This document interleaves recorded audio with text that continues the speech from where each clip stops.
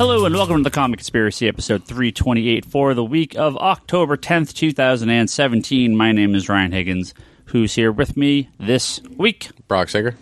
Jim Jokisch. And Charlie. Hello, hello, hello. Toby is on his way, I believe. I thought. Did you get a message? No, but I thought he was going to be here. But if he rolls in, he rolls in. And he'll try to sneak in the back door and surprise me and then roll around on the floor for some reason like he did the other week. And I don't know why. That's just Toby. We have so much stuff to talk about. It was New York Comic Con. We have September sales chart numbers. A fuckload of stuff to talk about, so let's get right into it. Trailers dropped. So much stuff to talk about this week. The last few weeks, and I knew this was going to happen. Where I'm like, well, we'll kind of talk about some TV, dick around. It's like this week. It's like, nope, we have like 4 episodes worth of stuff to discuss. Dump truck. Yeah, that's what always It's almost happens. like the release on the wall this week. It's like Shit! 2 months worth of stuff. So I don't, I tell to the listeners occasionally, if you're listening to this, this is such a gigantic week for a lot of comic shops. Yeah. Go pick up your comics this week. Help pay the bills, because boy, is it a big week. Jesus, it's a big week. Very big week. Mm-hmm. So we have September sales numbers. So for comic books. We need like intro music for this game or whatever. Nah, that's way too much work. Yeah, you're lazy. We have September 2017 direct market comic book store sales charts. This is comics sold from Diamond Comics to comic book stores, not necessarily sell through from the stores to customers. We have the top 10 comics of September 2017. Who wants to take a guess? Let's start this game off. Marvel Legacy, number 1. Yeah. Marvel Legacy, number 1. Very good, Jim. Did it break 300,000? Ooh. But why? But Ryan, just missed. Tell me, why did it top the number I'll tell you why. I'll tell you all about it. Marvel Legacy number 1 was the number 1 book. 298,000 copies estimated unit sales to Diamond. Now, these estimates do tend to run short. I know Marvel is claiming over 300,000 copies. Either way, it's the best-selling comic of the year.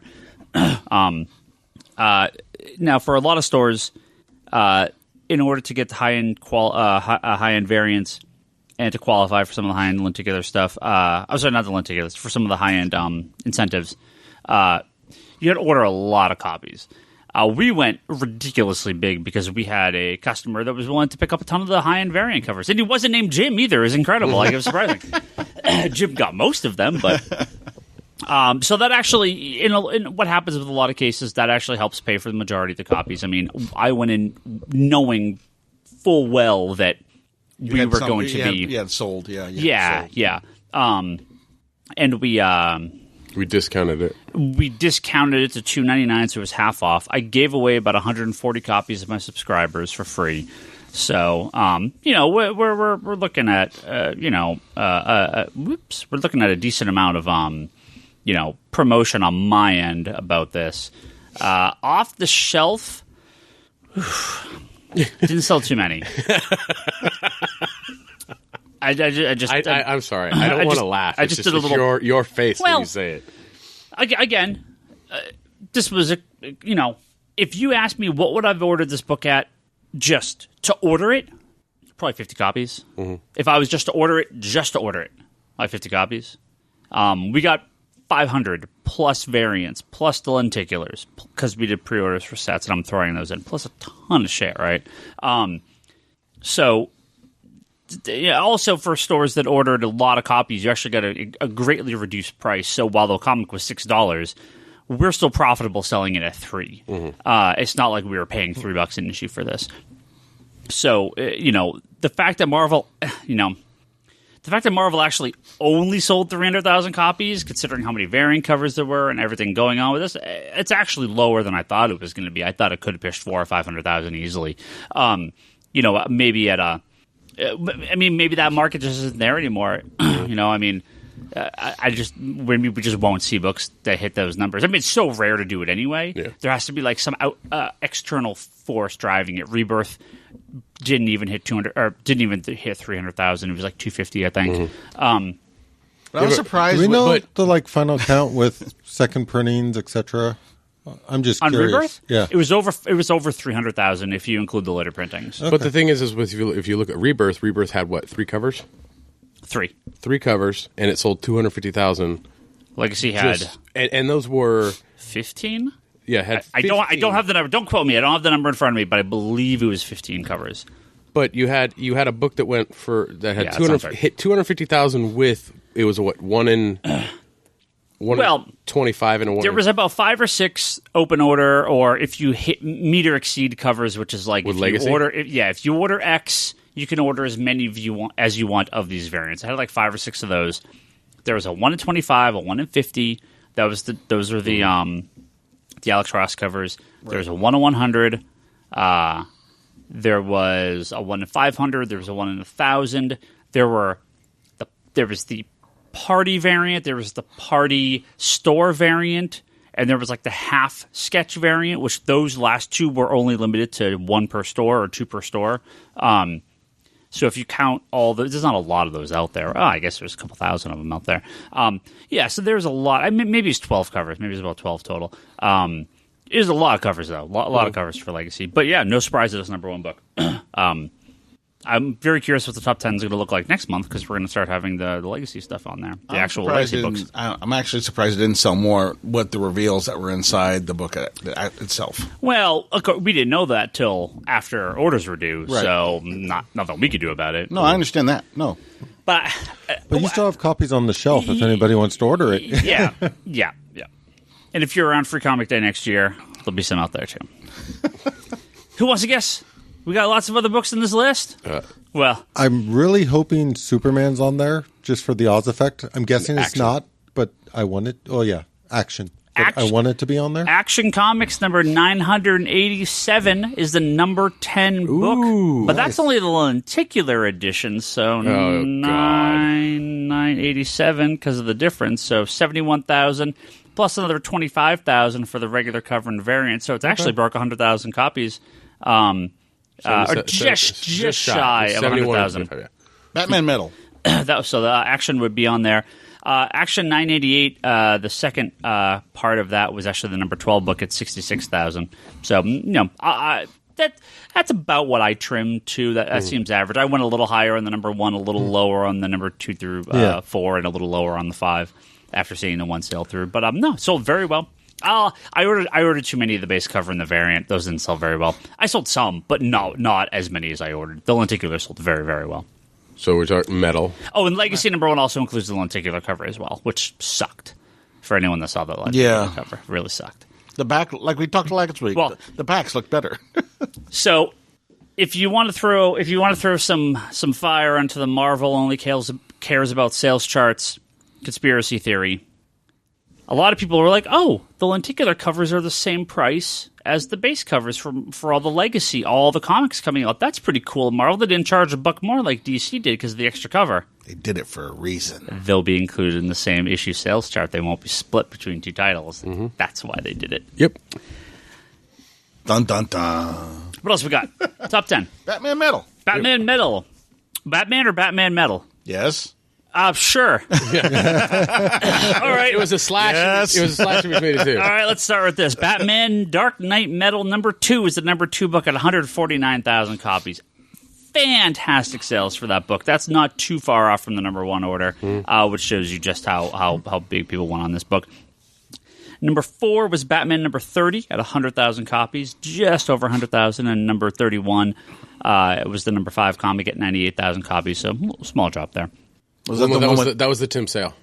Maybe that's the Tim Sale variant. People are I totally cut my Tim Sale variants by like 25%. Because I think 30 was the Tony Daniel with just Batman on the cover, and then they had 31, which was the Tim Sale, and then they're back to Tony Daniel. So maybe that's what I cut. So that's what you're going to see is you'll see one that's higher than the other one, and the higher one is the non-Tim Sale variant. So which one was the Catwoman said yes? That's this month. That's October. Okay. Yeah. So number 8 is Batman. Spoiler. The Batman Red Death one shot, which is part of Metal at 81,000 copies. And the number 9 comic is Batman the Murder Machine one-shot. We're at 78,000 copies. There's a reason those books went to second print so quickly. Those numbers are tiny. Mm-hmm. Now, I mean, when you count variants, we went about 75% of the main cover. But if you count just base cover to base cover. We matched metal. And we almost are sold out of all of those. Oh yeah, the other store there's no variants on the Zizers. That's one cover sold on Red Death or Murder Machine too. All those one shots have been amazing books so far, and they are so enjoyable, and they are very important to the story. I mean, Snyder's pitch was, and the thing is you bumped your orders on Dawnbreaker, you bumped your orders on okay. So that my base order for there is actually lower. Because those went in, we had to FOC those prior to Metal number 1 coming out, or right at the time Metal 1 came out, so we didn't quite know how these were going to work.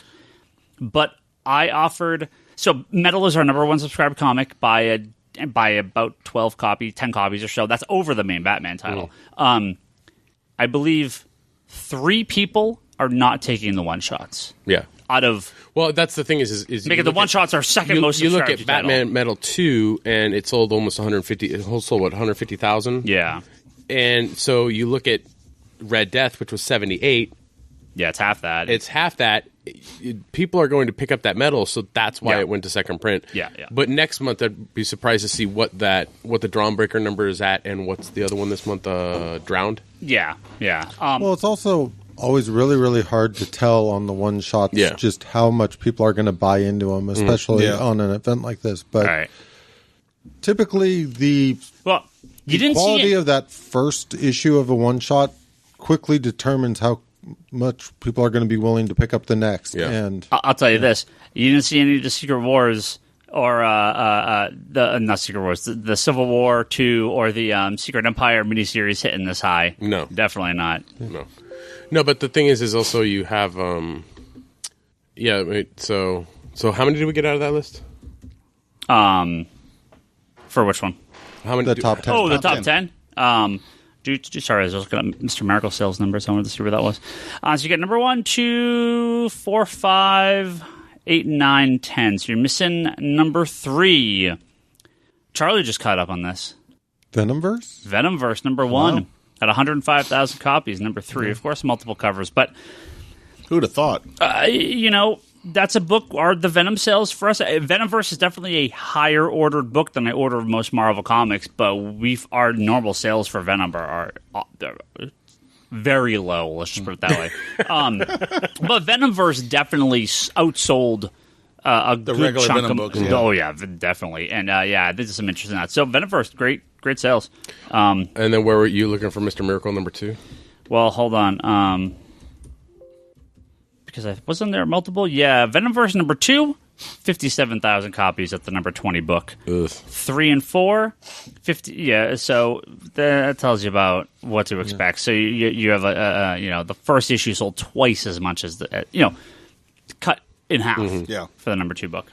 I was just going to see where Mr. Miracle did, because I know there's a thing here. It said it actually sold out 24% more than number 1, which is which rare. Never happens. Yeah. So we're missing number 6. Star Wars? Well, Star Wars is on. No, Star Wars is number 11. There's no Star Wars in the top 10 this week. Yeah, that might be a first. Yeah. Well, it's very Batman related. She's having an anniversary this year. Oh, it was the Harley Quinn 25th anniversary special. Harley Quinn 25th anniversary special, 97,000 copies. That's a number 6 book, 3 covers. They stole Chip Zdarsky over from Marvel to do a story in there, which maybe he's going to do more for DC. We'll see. I would love that. And then number 7, it's the same book that's always on this list. It's fine. It's the same book that's always on this list, not called Batman. Justice League? No, the other one. Walking Dead, number 171, 84,000 copies, number 7 book. Legitimately, again, same thing. Our Walking Dead numbers, low compared to like the national average and stuff like that. Wasn't that a first appearance? Pink, something like that. Oh, was 171 that? I think so. Is that the one? I think so. The girl in the pink. Yeah. It could be. Maybe it bumped up a few copies, and there was a variant too. So maybe it bumped up a bit. There was a variant. Yeah. Walking Dead, it's weird. Our sales still hanging, man. Oh no! There are stores that sell Walking Dead like crazy. The last couple of years, sales have not been great for us. It's one of our better independent books. Yeah, but it's not It doesn't sell off the wall like it used to. No, it's because you used to be able to order extra copies to have on the shelf, and they would sell over time. Yeah, and you would eventually sell down to virtually nothing. Yeah, but now it's like they just kind of sit there and sit there. And it's definitely top 10 independent. It could some months be top 5, but it's not number 1 or even Paper Girls and Saga outsell it. It sells 7 to Eternity sells about the same amount as that. Actually, 7 to Eternity might sell more because it usually has multiple covers. It's weird. It's weird that we don't sell as much Walking Dead as kind of that national average. Whatever. I think it's. I mean, where we live. I mean, a lot of people are condensing down. They don't have space for large single issue collections. Even the trades, I'm down like 4 or 5 copies of a new volume when it comes out. And number 1. We've sold hundreds, right? Yeah. I mean, we just don't sell too many copies of the new volume. So, volume 14 hardcover tomorrow. Yep, yeah. So that's Strap 10. Some good stuff. So what are the total numbers for units sold? Well, I want to go over because they posted a little different here. Comics Beat has a nice breakdown of some of the official numbers, and they have a lot of the year-to-date stuff. So, let me pull that up here. So if you're going year-to-date 27 to 2016, if you're looking at if you're looking at the units, comics are down 6.15%. So we were looking at a little over 7% down. Was that 2 months ago? So we're at 6% down. Again, with the legacy stuff, with Metal, with Doomsday Clock, with all these huge books still coming out, November. Yeah, November. With all these huge books still scheduled for this year. Yeah, Batman Lost. The Men Who Laughs, the continuation, the Walking Dead variants from Images shipped this month. There's some big stuff out there. We may not gain this full ground. If we're even down a point or 2, I think that's a win. I estimated it would be up a 1%. That might not happen, but we'll see. We still got a little bit of time. Here, again, and I hate to say it, guys, but here's where we're losing it. It's graphic novel sales, man, down 13% direct market this year. Now, again, some of that may, which is surprising because graphic novels are coming out more and more than they ever were before. A lot of them are going to be sold at big box stores, and a lot of them are going to be sold through Amazon and stuff like that, which isn't counted through Diamond sales. Yep. And Amazon's normally discounted decently before it even hits the shelves. Some stuff. Not soft covers but the hard covers are normally discounted. The big omnibuses are, right? But we're looking strictly at unit sales here. So 13% down graphic novel. And again, you have to remember with trade paperbacks, that is everything ever in print ever, not just the brand new stuff, right? Okay. Well, and the thing is, you also have to look at it in the sense of... Well, the market for the trade only ever grows, right? There are only ever more trade paperbacks. It's not like comics because Marvel actually published something like 30 fewer comics in September than they did in August. In August. There's like a huge drop to the number of books they publish. We'll get to that in a second. But what's happened is there have not been any big books out the last year, right? We're just getting to them now. So there's no huge new. There's no Scott Pilgrim that's coming out. The thing is, the Walking Dead trades are way down. Well, the thing is you also have to look at what came out in the past year. We've got the tail end of all the New 52 stuff. Mm-hmm. So the only people buying that I stopped ordering almost entirely. Yeah, the only people buying that are people that have been buying it. But we do have the Rebirth stuff, and we have the new Rebirth stuff. But the new Rebirth stuff's starting to come out, but we're just now getting to the hardcovers. We're just now getting to... Marvel published 42 graphic novels in September. I might have ordered 15. Yeah. All right? Yep. Yeah. Maybe. Yep. Just based on sales history, based on what the books were. Again, we have this ebb and flow. A couple of years ago, my Marvel trade sales were hot out of nowhere, and now just crashed to the floor. There's not even one of my top 10 sales for the year, I believe. It's crazy. The only Marvel stuff I pick up is the older stuff in the omnibus one. Yeah. The Rebirth sales have been okay, but it's like nothing major. Image, I might order half of what they submit they publish, but again, I look if it's volume 4, I look at volume 3, and I literally never sold a copy of volume 3. I'm not ordering volume 4, right? I mean, why would I? Yeah. I take trades just like I do comics. It's the same mentality. So, the the comics are doing honestly great, I think, compared to considering how shit this year has been for comics. The fact it's only down, under 7% is great, and we still got a lot of stuff which to do is amazing. this year. Yeah. Well, if you look at how DC Rebirth has kept DC kind of on a good steady click all year. It's had a couple ups with like the Button story and the stuff coming out this that's coming out now and the stuff that has been coming out. So DC's had this nice little uptake, but it seems like Image is doing what Image does. It's how many freaking number ones are we going to get a month? A lot. But it seems like those Marvel numbers are like that's what was dropping. Well, wasn't it at the beginning of this year the Marvel came? No, at the beginning of this year we came off of Civil War II. Yeah. That was struggling to get finally close, and then after that, Marvel struggled for months before announcing Generations and Legacy. And the big chunk of DC's comics are still selling under 25,000 copies. The vast majority of Marvel's under 20. There's stuff in the 30s and 40s and 50s, but it used to be like a big chunk of comics sat around that number. Now it's like 40,000 is kind of like that's a mid-level where it used to be like 60,000, 70,000. Yeah. So we're down to 50,000 copies by the time you're out of the top 30 comics, and it's all like that. So DC sales, I think, are good considering what they are. I mean, they need to trim some of the fat at the end of Rebirth, and some of these miniseries need to go. Marvel obviously is in the middle of this, and they will too. I mean, they're running, they're doing what they have to. They're running their pillars, and they're trying their experiments. And if they kick in, then cool. And if not, they're going to kick them. So one of the two. So Marvel published only 88 comics, where I believe they had 103. Last month, 102? So, top of my head, I could be wrong. A little higher than that. But obviously, Marvel cut their output by a ton. DC had 76 comics, and this is where you start to see overall unit share, and of course, this includes graphic novels, which Marvel publishes more of. Marvel had 38% of the market. DC had 36.6, so nearly 37% of the unit share market. So. Again, it's right there. You cut DC, you cut Marvel's output to match DC's. DC outsells them book to book. So, sorry, Bryce. Let's move on. We've got a billion. What was the dollar share? I don't know. I already closed the page. We have 1.5 million things to talk about. He always forgets to do the dollar share, and I always dollar remind him. Was 37 Marvel, 30% DC. Yeah. Happy? I don't know if it's the right number, but sure. It is. It is. And that's like overall top. God, we got New York Comic Con. So much fucking New York Comic Con stuff to talk about here. I'm gonna start at the top. I'll get to review this. Marvel announced a bunch of titles. We'll go through those real quick. Some of these creative teams were apparently not confirmed, so I don't know which ones are confirmed and which ones aren't. So I will just read you the titles and maybe the more prominent creators that probably are confirmed. Rise of the Black Panther. There's going to be a Black Panther miniseries. It's like isn't it just replacing the crew?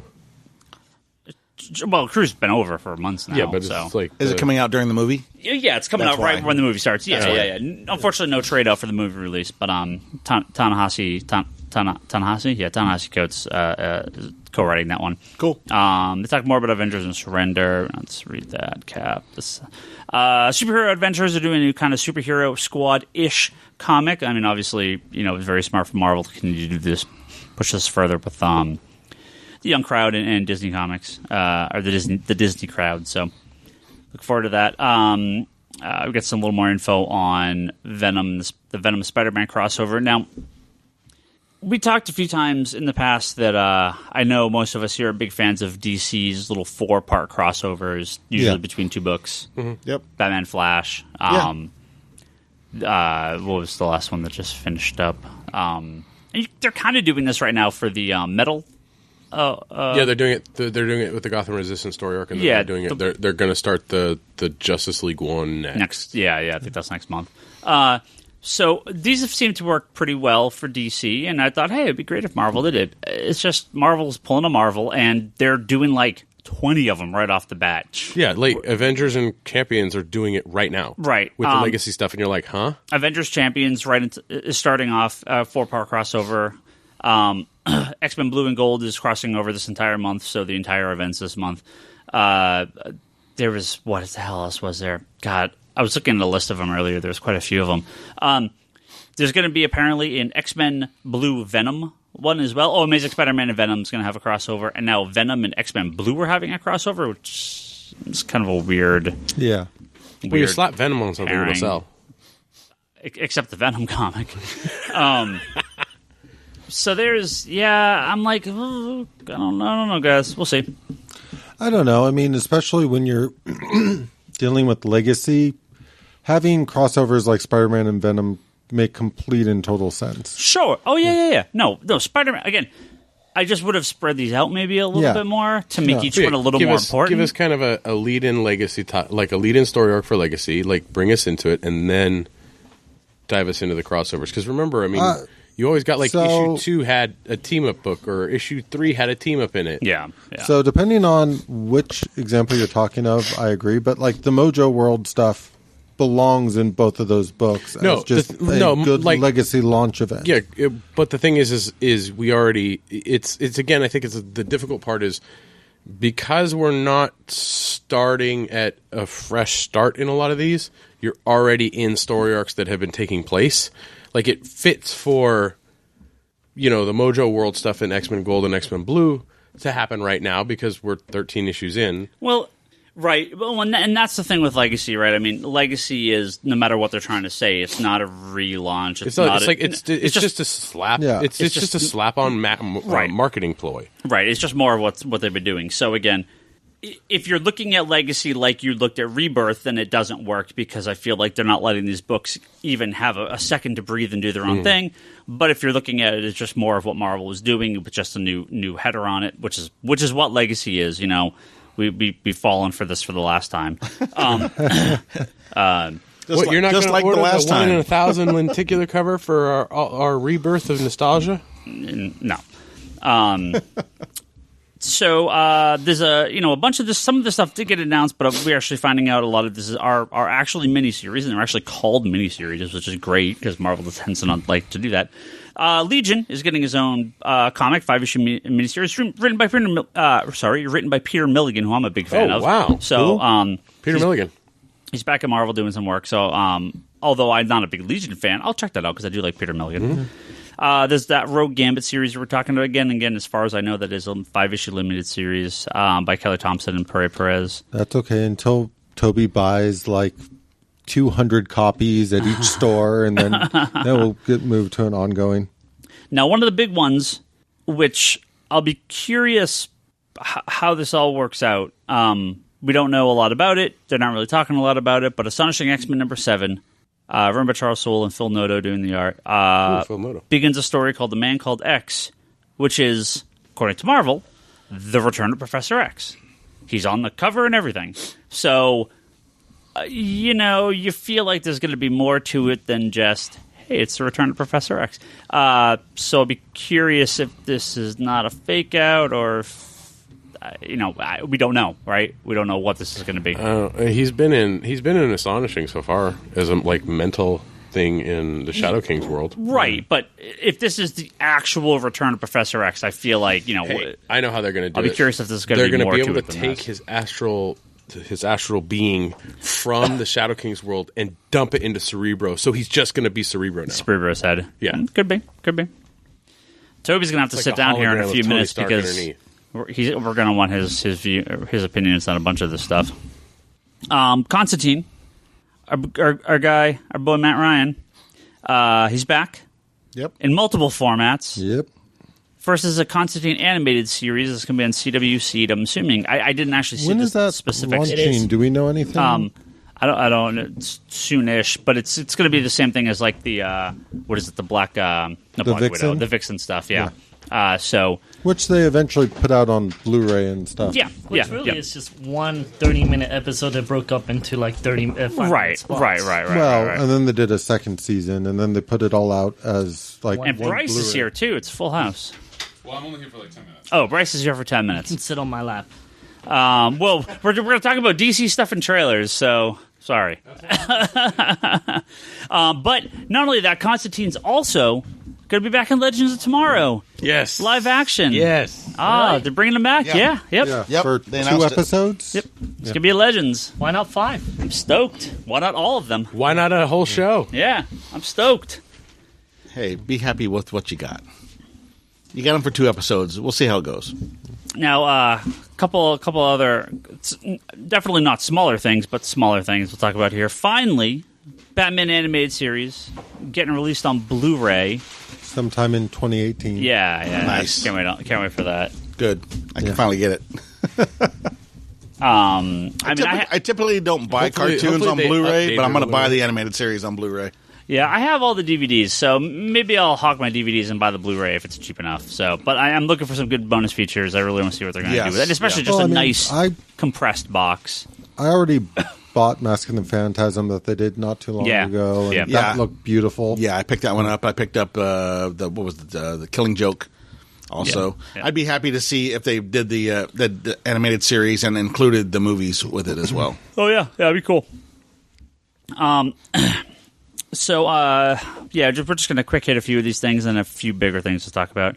Batman Last Night was announced, which is Scott Snyder and Sean Murphy. Sean Murphy is doing the Batman White Knight, which is coming out right now. And according to Scott Snyder, this is his last Batman story, quote-unquote, for a long time.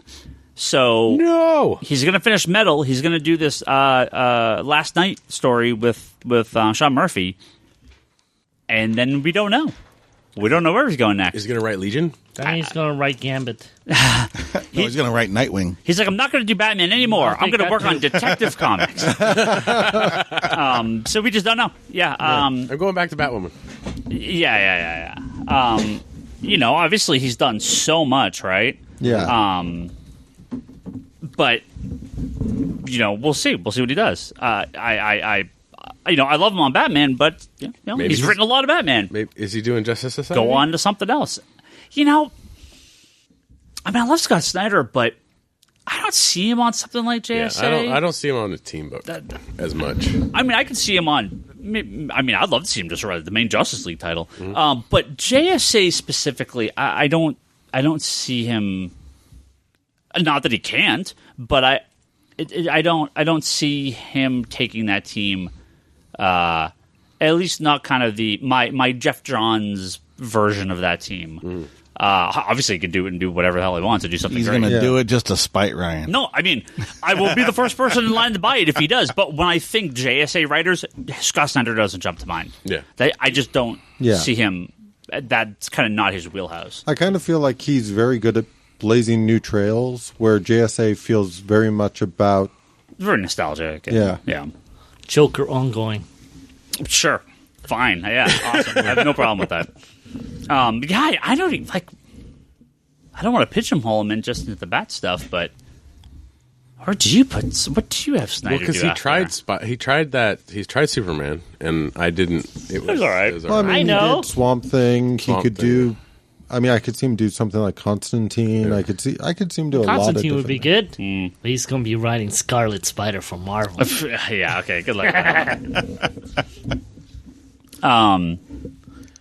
Where was I? So Last Night. That idea is so good it threw you off. Yeah, it did. It shocks me that anyone would ever think about that. Now, here's one that I know Toby's a big fan of. And maybe other people at the table, but definitely me and Toby. New Warriors? No. Half for you, half for me. We finished up some of the Marvel stuff. We're got some DC stuff. Then we'll move on to TV and movie. They dropped a bit of a bombshell over the weekend, and if you're at your comic store tomorrow, you might want to pick up Detective Comics. Connor Kent is something. Yeah. Well, hopefully he is. Yeah. Let me just. There's a reason they brought this up at New York Comic Con last weekend. You should read Detective Comics this week. That's all I'll say. Hint, hint. Okay. Okay. James Tynion, he's like, maybe we'll bring back Connor. We're going to talk about it. And people are like, wait, what? Like Connor Kent? Like, out of nowhere. They haven't talked about Connor Kent in 6 fucking years. Yeah. Did you read it?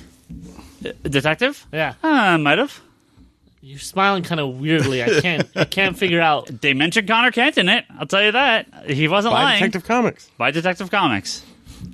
You know I fucking will anyways. Well, reading it is up to debate. Well, I mean, it's just a start. You should read it because this arc's great. This is all like Oz Effect, Legacy, or Rebirth Central. Like this whole Lonely Place of Living. It's So only Wonder Girl is left, right? Yeah. Right? Yeah. That's because only Donna out of my Geoff Johns Titans. Yeah, because Donna's the only Donna's kind of back. Yeah, she is. But yeah. Just ignore anything that happened in New 52 with Donna Troy. Okay.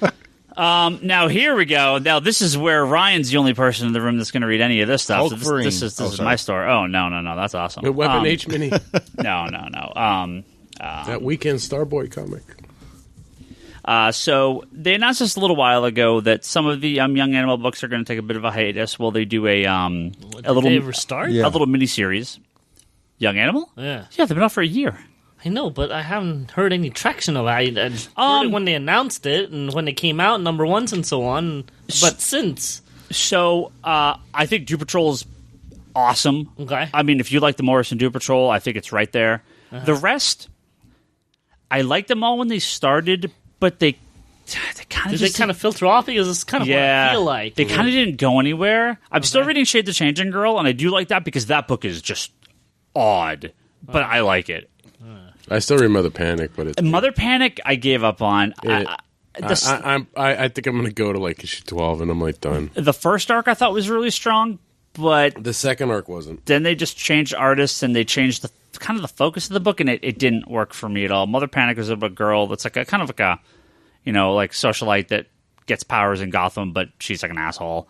It flies around like this all white suit perfectly. It just I love the first arc, but it just very quickly changed, and there was I don't know. I just didn't care for it. Cave Carson, again, I liked the first couple issues, but it just kind of didn't go anywhere. But Bug is awesome. Oh yeah, Bug is amazing. Which I know Charlie likes. That's the Mike Allred one, right? Yeah. It's the Allred one. Yeah, yes. Allred, and Allred. It's just like his entire family works on these books. All right.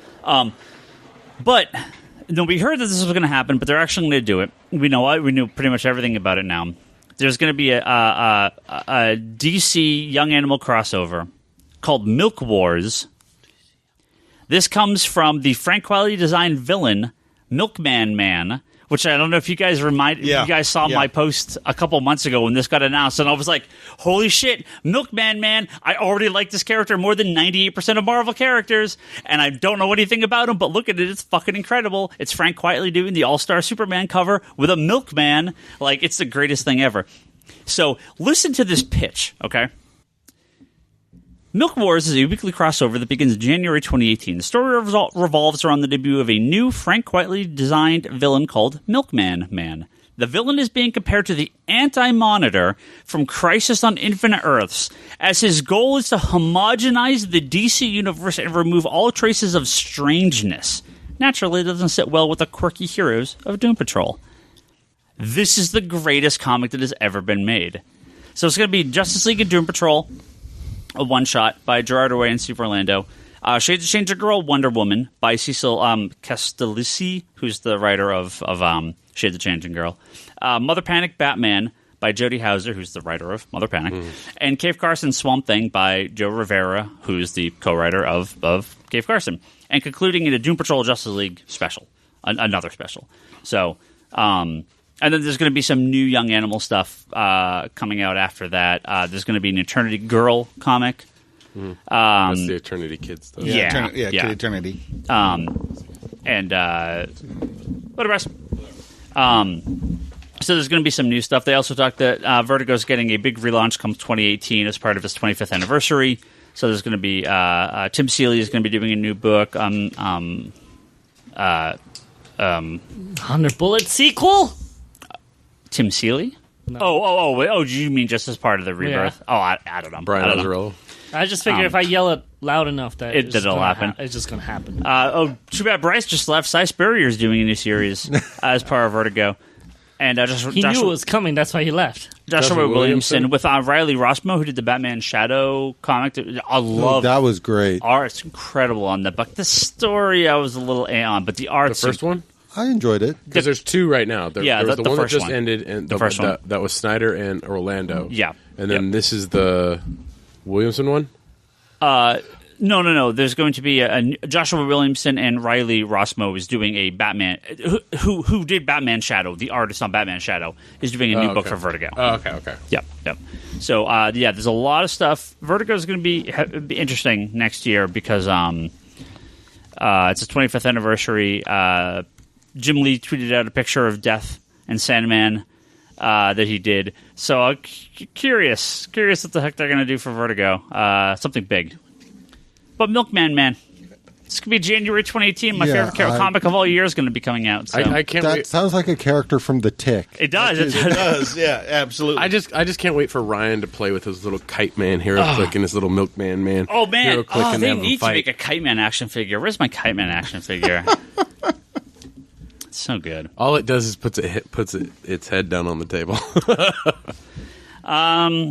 Yeah, that's kind of it for the big... I mean, there was so much stuff. I'm sure I missed something. This came out right at the same time. It wasn't... maybe it actually premiered at New York Comic Con. I don't know. Maybe it was right... But it was right at the same time. We're going to move some TV movie stuff here. Runaways as trailer. Yeah. Which I know Toby's probably a big fan of. I didn't get a chance to watch that one yet. I saw that it was up. So I was never a big fan of the comic. But I read... an issue or 2, and I know the plot of the comic. The show, I mean, it looks like The Runaways. It looks like it's got a great cast. What do you do as a kid when you find out your parents are a superhero? Supervillain. Supervillain. Yeah. Sorry. Yeah. Run away. Toby? I'm excited. Okay, they got seal of approval? Okay. I'm in. Yeah. I look, Do you have Hulu? yeah. Okay.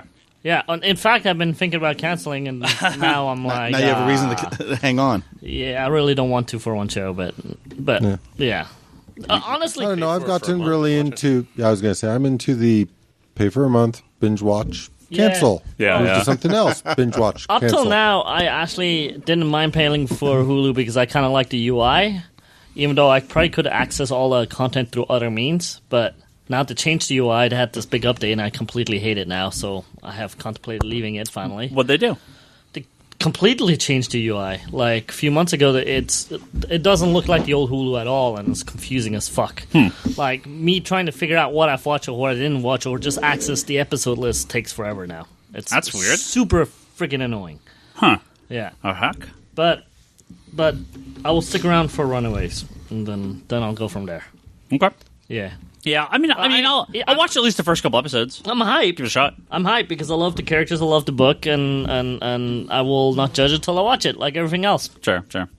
I mean, shit, I watched 3 episodes of Inhumans. I'm sure I can stomach it. Inhumans is better than Agents of S.H.I.E.L.D. and half of the other shit that's out there. I actually really like the episodes. Well, I think it's because y'all hate it so much, I feel like I have to defend it and hype it out more. I thought episode 3 was perfectly fine. That's fine. Like, yeah, it's all right. I don't understand why nerds are hating it so much. No, it's... I mean, I don't think it's like I'm gonna go tell everybody to watch it. Now, but I enjoy it. It's fine. And I think knowing it's only 8 episodes, I'm kind of like, okay, sure, I'll just finish it off. It's not speaking nicely of it. No, it means I'm more willing to give it a shot and to stick with it. Yeah. I mean, I have so much TV on these days. It's hard. Is too much TV. He stuck through Iron Fist for all those episodes. No, and he Luke didn't. Cage. I took through 5. I got through 5 of Iron Fist. That's when I gave up. No, I was going to say he didn't. If they told me Iron Fist was only 8 episodes, I probably would have stuck through it. It's only 13 episodes. It's only like many. 5. Yeah, but if you watch 5, you only have 8 left. Yeah. Yes, you have. That's good math. It's not even half. Well, no, but TV season is barely just started, and I'm already like 2 weeks behind. Yeah. I can't keep. I mean, Did Flash come back already? It comes back tonight. Yeah. Tonight. Oh. Or it's like on in 8 minutes. There's actually something we forgot to talk about. I had this down as a separate note, and I didn't do it in the order that I was doing the other books because there was another humongous thing in New York Comic Con, and that's the fucking Doomsday Clock. Oh yeah, I watched that panel, which they live streamed at DC, as well as they released the first 6 pages as an Ashcan online, and they give away Ashcans there, which lucky if you got one. It's posters and stuff. the panel was the panel didn't do anything I mean, it's information. It was Jeff Johns deflecting questions. Well, he's like, he's had a lot of practice at that. Yeah. Well, he's like, people are like, so can you tell us what happens in the comic? And he's like, no. Yeah. Read the comic when it comes out. But he's like, here, I'll tell you about the first 6 pages. And he went into his entire kind of thought process. But the questions people asked him were stupid. But it's a comic panel. Of course, questions are awful. But so please elaborate on the first 6 pages because I didn't see it. So the first 6 pages take place in Neutron City. Just November 22nd, or is it 23rd? 1992. Nightwing is the main character. Which do you remember? Do you know what? So I didn't even catch. Do you remember what you were doing? He's going on November 22nd, 23rd, 1992. No, honestly, do you? What were you doing November 22nd? Because I'll tell you exactly. I know exactly what you were doing November 22nd, 1992. Were you on your honeymoon? And none of you know this? I know. Okay. No. I saw it. You saw it? Okay. No. Because I didn't even catch this when they were doing the panel. Afterwards, people mentioned it. It's the day Superman died. Mm-hmm. Oh. Yeah. Wow. That counts for everybody here but me. Yeah, you weren't here, huh? No. Yeah. I probably got a trade years later. I was like, I guarantee you Jim was at the shop. I know I was. I was at the shop. I was working. That was the first day I started. Maybe Doomsday Clock's about me. I started working at a comic store and I destroyed the comic industry. I was in Guam. Oh, so maybe you weren't in a comic store. No. There's a comic store in Guam. There are 4 comic book stores in Guam, and I know I was at all 4 of them. Well, I guess the 23rd. On that day. On that day in particular. I think it released in Europe on the 23rd. Yeah. Like in the UK, it was on Thursday. It was like the day after. So it's funny because the comic starts like intentionally on those days. And to use the word thinly veiled would mean it was thinly veiled, just not a fully unveiled homage of modern political issues, and we'll leave it at that. Yep. For 6 pages as multiple years after Watchmen. Now it's 92.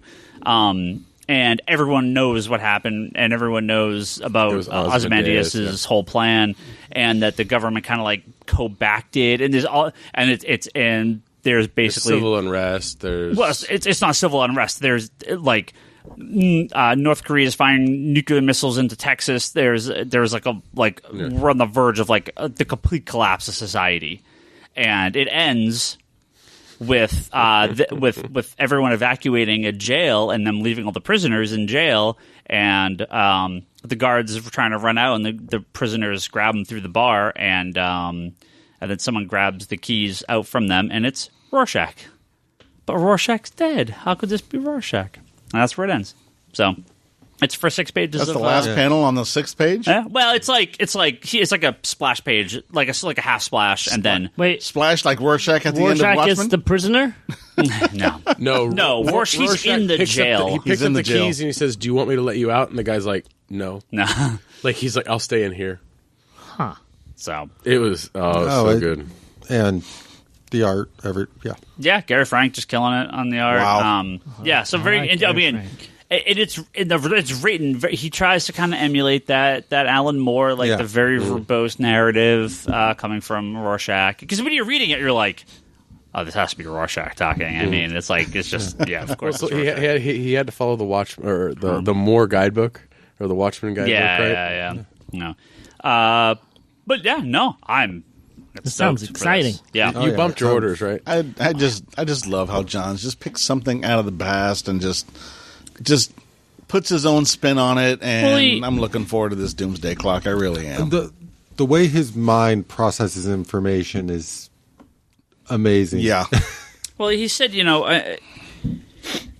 they were like, "Yeah, I mean, we don't talk to Alan Moore. We're just going to do our own thing with this." And at first they were like, "Oh no, it's not going to be related." And they're like, "No, it's straight up a sequel to Watchmen. It straight up continues the story." I'm like, "Oh, okay." So I don't, but I'm very curious where this goes, because it's not like they're gonna invade the DC universe or anything like that, and it said the cast is actually fairly limited, so I'm wondering if some of this maybe changed from the initial pitch, or I don't know, right? I'm very curious to see where they go with this. He's mentioned numerous times that there's like a strange kind of humor in the book, and I definitely no humor in those first 6 pages. It's my misery. Humor or your humor? Oh, I don't know. I think he's probably alluding to something having to do with the feel that you got from the comedian. Well, that's definitely not funny. Well, the comedian stuff in the Alan Moore stuff, not the... Still not funny. Yeah. He's called the comedian, but he's not a funny guy. I mean, maybe funny to some people. Brock, apparently. Yeah. That's hilarious. It's like maybe Negan laughs at him, but that probably... He's Negan's type of guy. Wow. Nope. Negan portrayed him in the movie. I was going to say, yeah. There's a reason that Jeffrey Dean Morgan's played like the same character, because, the difference between Negan and comedians, like, not really. They're very similar characters. Super hyped for that panel. Or, sorry, for that comic. And it's out on November 22nd. No, it's... Yeah, November 22nd. Isn't it the 22nd? Is it 22nd? Yeah. Oh, that would be so good. I think it is. I thought it was to be prior. Well, we're going to have the maybe it is the 22nd, because we're doing which is the 21st. Yeah, so we're doing the midnight sale. Wow. Yeah.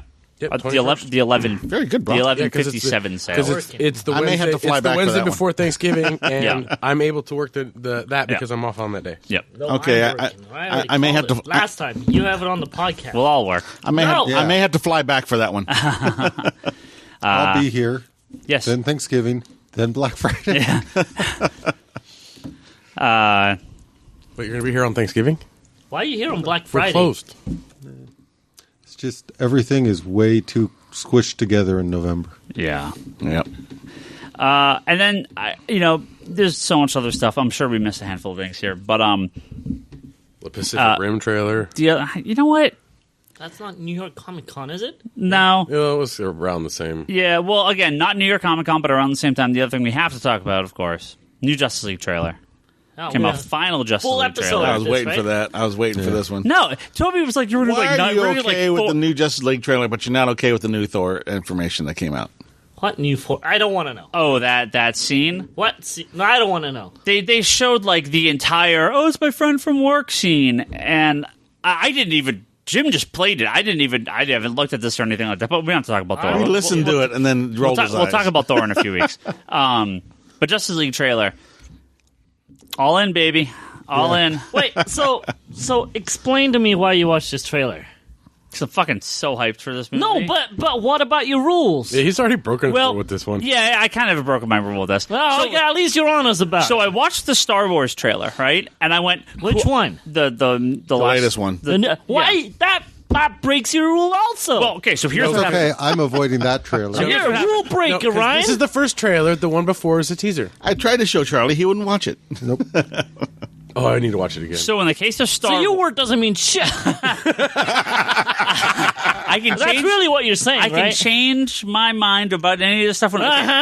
What I found is the Star Wars trailers I've watched once and immediately strike it from my memory. I don't remember a single thing about the Star Wars trailer. I didn't actually realize there was another Star Wars trailer for Last Jedi. Did I see the first? Yeah, you saw the first. Yeah, you saw the first. I legitimately don't even remember. It was the complete mirror of the one from Force Awakens. Like, it's the same beat, same pacing, like the same shot. It's the same for same. I literally don't even... I'm not even joking. I don't remember the first trailer. They did side-by-side comparisons, Toby. Oh, they did Star Wars. She's like... someone else cut that one.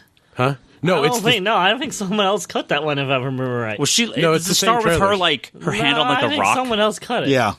Okay. Yeah, it's the one where it's the hand on the rock. I honestly don't remember anything about it. It's not where we saw the Porg or whatever it's called. You didn't forget much because there wasn't much. Yeah, There wasn't yeah. much in it, yeah. Yeah. And this new one, I was like... The new one... The fucking penguins are awesome. Nope. I watched it once and went, yep. And then I failed to buy tickets for an hour. Because Fandango just crashed constantly. And I was like, fuck it, I'll see it eventually. Wait, so we're fucked? What? We were counting all on you to do a whole movie theater on Star Wars. Well, I could buy like the open tickets, but I was looking for like reserved seat stuff, and I'm like, yeah, no, it wasn't gonna happen. He was not looking They're gone for us. Well, those you can't buy in mass bulk anyway. Oh, really? Yeah. But Justice League trailer, yeah, it looks great. Yeah, it was. There's too many jokes in it for me. There was some comparison to a previous trailer they've shown, and there definitely seemed to be a lot more. There was a Wonder Woman shot that was like kind of very dull in the original, and it was just a lot more like color, vibrant, and color palette. No, the color palette does look a lot better, look wise on the characters. Like Flash looks a little bit more brighter. I think they brighten up a bunch of the scenes. The whole opening sequence with spoiler with Clark and Lois, very, it's not just gray, drab, dull tones. It's, that again, I don't mind that, but people really fucking hate it. Well, the thing is for like it's the sequence is a dream, but we don't know what it is. It feels realish, right? Yeah. Whereas Snyder, the stuff that we got in Memories had this haze to it, this like grayish film to it. Yeah, there was a filter. Yeah, it was like a filter. It didn't feel. I got what he was going for with it, but it kind of was like, eh. It looked like you were looking through a pair of sunglasses through the whole movie. Ashy. Yeah. Now people are complaining about. I mean, the trailer, the Justice League trailer is awesome. It really is. But people are now complaining about Aqua Bro.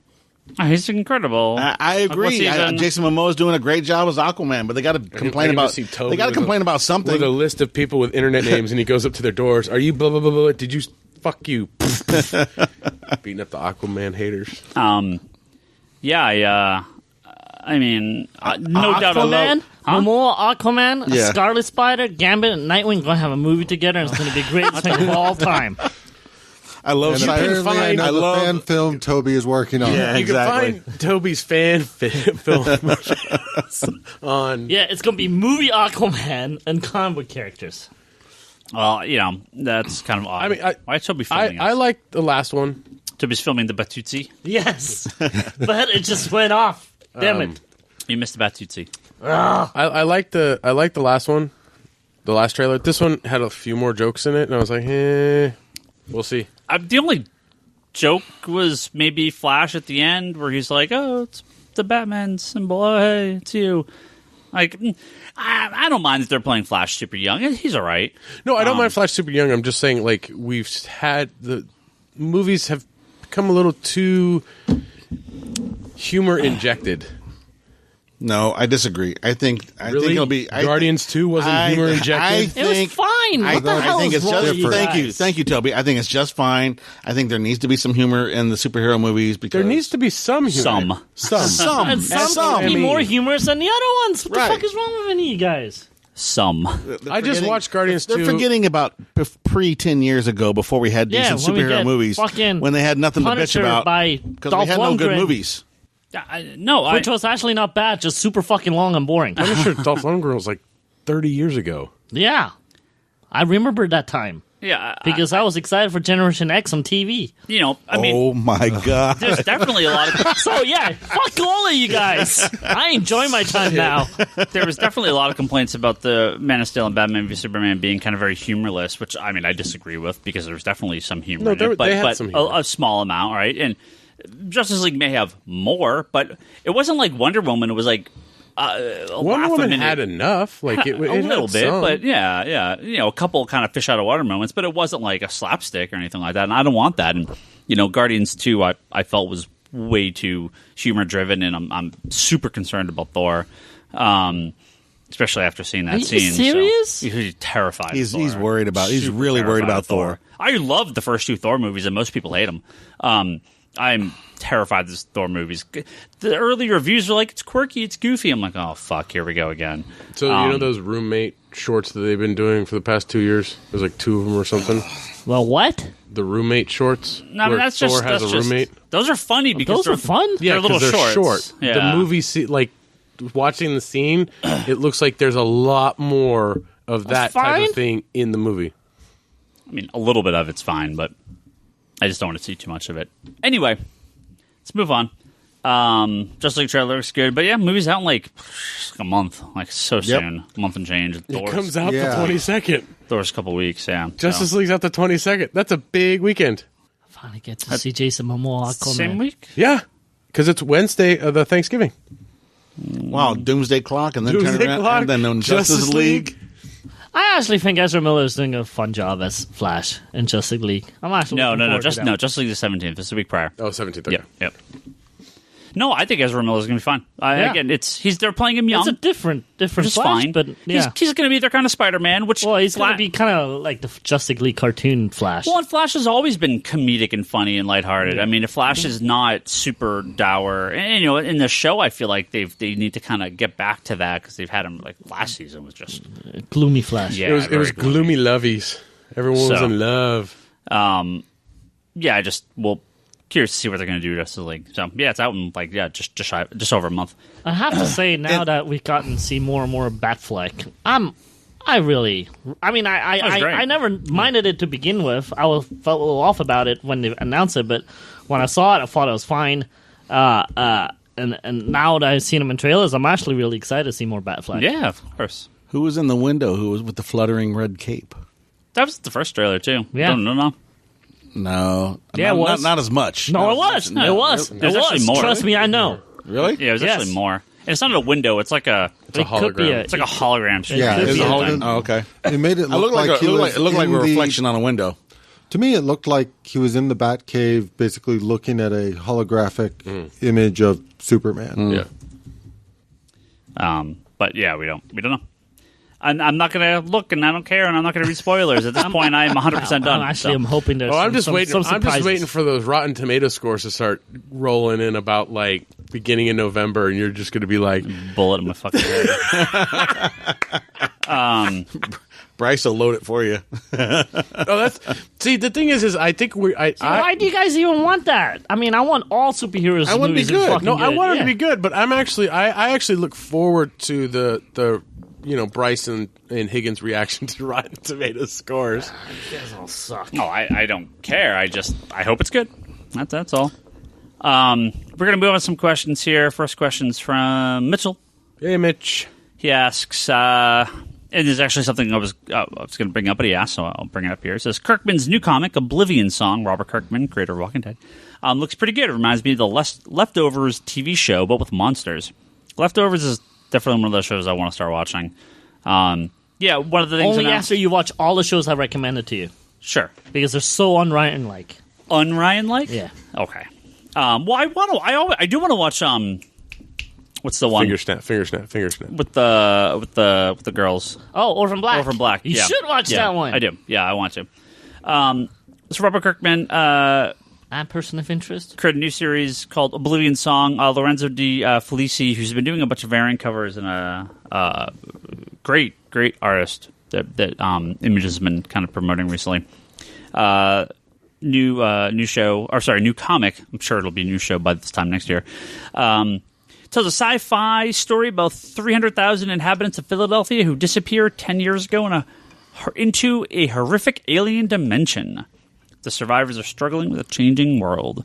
So, very curious to see how this comic's going to do, obviously. Long-term, Outcast hasn't really sold that well, but it's got the show, and people obviously care about it. A new Robert Kirkman book, definitely a reason, and with great art, definitely a reason to be happy about this. So, yeah, I'll definitely check it out. I've been getting Outcast. So yeah, really, really want to see how this one does. So yes, Mitchell, definitely excited. And yeah, I've heard great things about Leftovers, so I do want to watch that. Which one is that one again? It's the one where like a whole bunch of people disappear, and so it's just who's left behind on Earth. It's kind of like a rapture-y type. A rapture, and then those who are left behind have to try and deal with it, or Yep. They're the leftovers. Obviously, everyone else went up to heaven, and they're just left. Yeah. Oh, okay. Ulysses, well, he no specific questions here, but he says, thoughts on Justice League trailer and Doomsday Clock hype? And I'm like, yep, you know what? So dude, this train is on a roll. So excited for Doomsday Clock. And of course, we're going to do that midnight sale on Tuesday. We're going to have all the variant covers. We are pre-selling sets online of all 4 covers for Doomsday Clock #1, comicsconspiracy.biz. It's going to have the base cover. It's going to have the variant.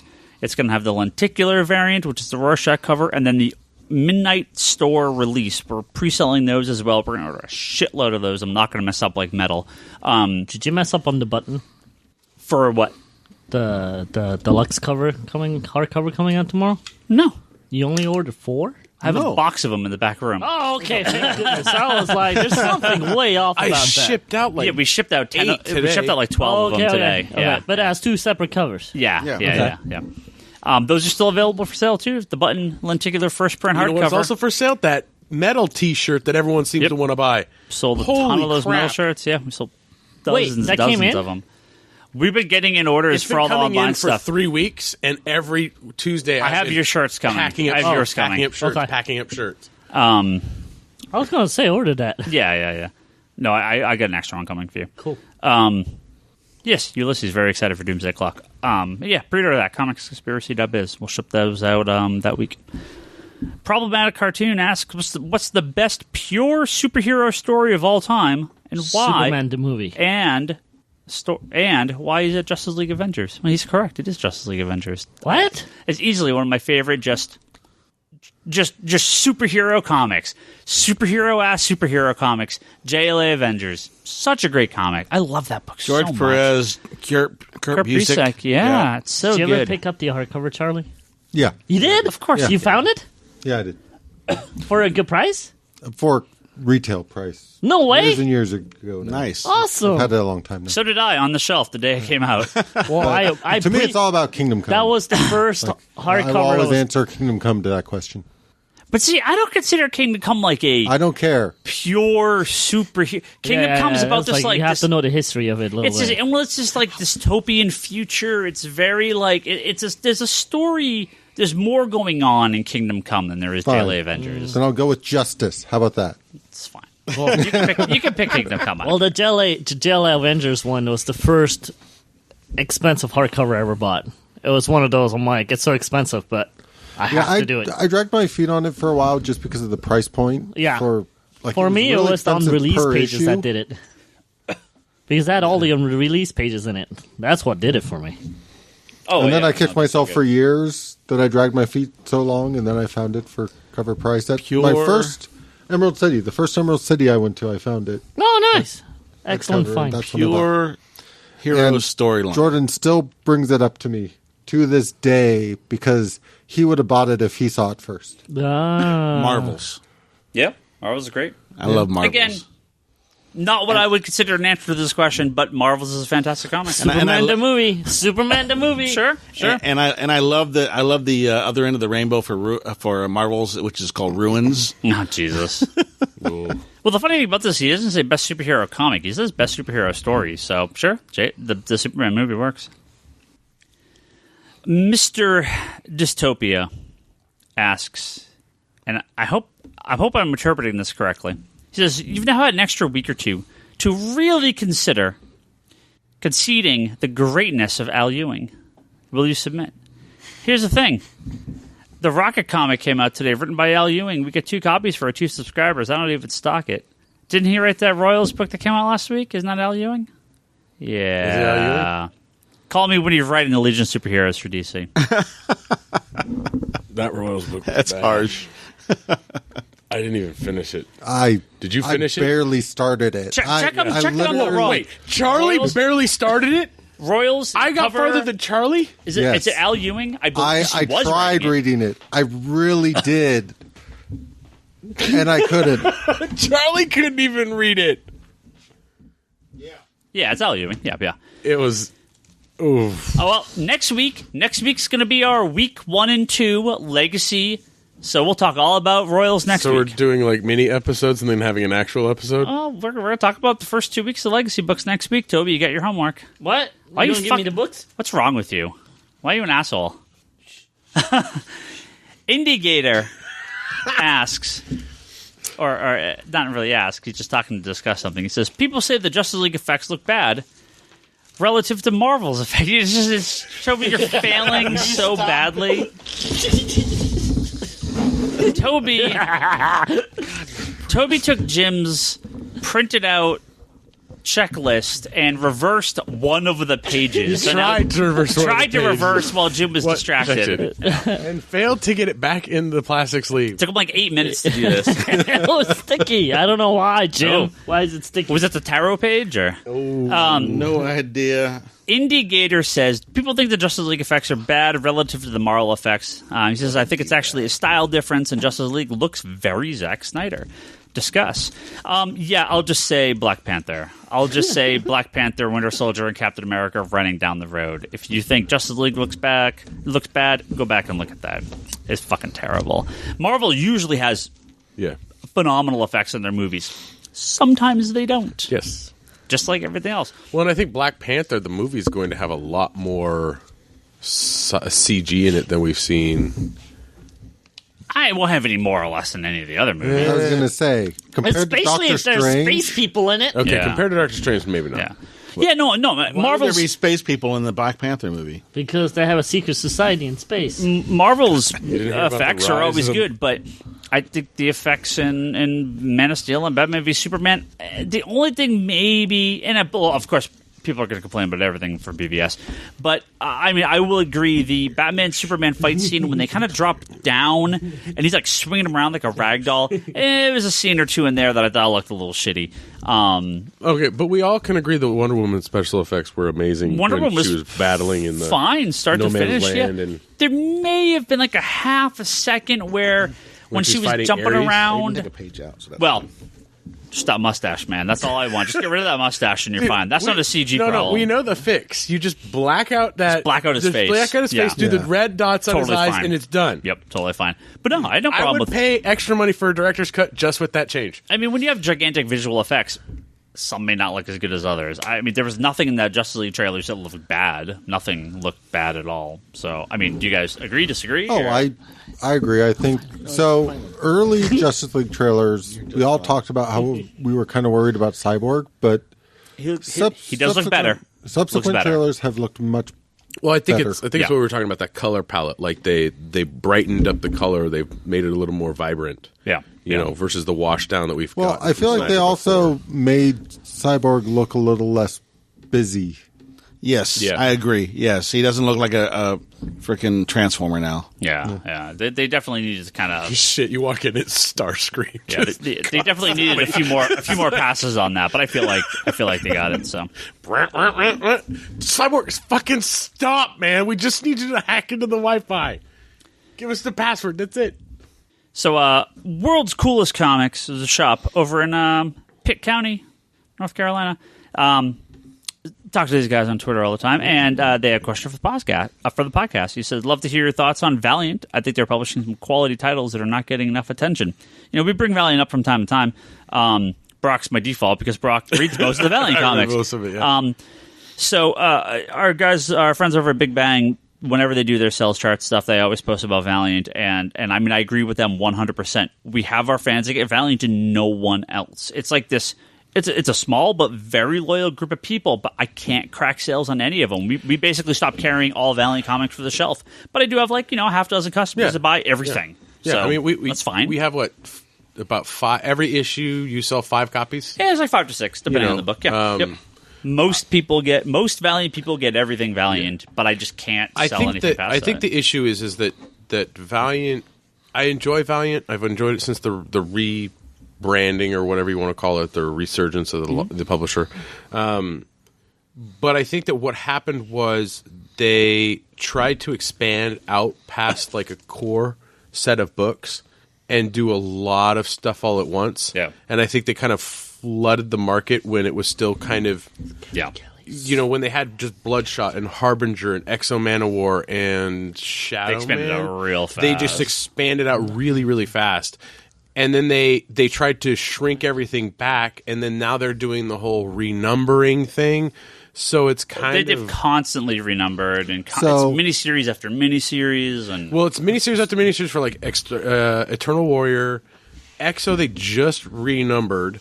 Yeah. Ninjak, they had like going for 20-some-odd issues. Now they're renumbering it to number 1 again. Yeah. Bloodshot was going strong for a while, and then Jeff Lemire came on, and they did Bloodshot Salvation, and then Bloodshot USA, which was a mini, and then now they're doing Bloodshot can't remember what the added word is, but there's it seems to it's good stuff. Like, I enjoy reading it. Like, it's a nice break from the Marvel universe and the DC universe, and it's a really solid core group of or universe, I guess you could say, and having that history of stuff from the early 90s, but they don't really. I mean, they can't. They don't do that. They don't do Unity that stuff. came out in the 90s. Unity, yeah. Well, they've used Unity, but they've updated all these characters to make them more modern, make them feel like relevant to now. Yeah. Yeah, but I mean, again, I recommend it to people, and they kind of just look at it and go, eh. Yeah. So I still got my Valiant first appearances. It's, that's about it, though.